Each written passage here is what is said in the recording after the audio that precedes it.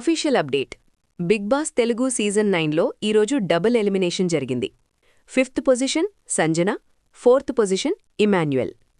ఈరోజు ఇద్దర్నీ అఫీషియల్గా ఎలిమినేట్ చేశారు. సంజన బిగ్ బాస్ హౌస్లో strong game play, smart strategies and mental స్ట్రెంగ్త్తో సీజన్ మొత్తం ఫైట్ చేసింది.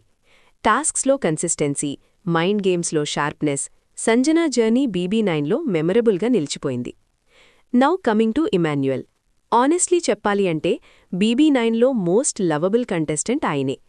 Emmanuel comedy timing, expressions, natural fun house మొత్తాన్ని అలైవ్గా మార్చాయి.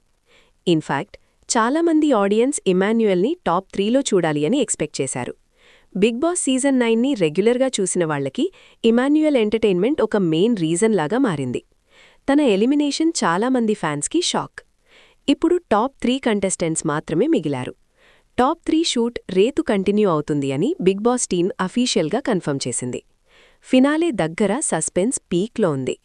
మీ ఒపీనియన్ ఏంటి? ఇమాన్యుయల్ టాప్ 3 డిజర్వ్ చేశాడా? కమెంట్స్లో చెప్పండి.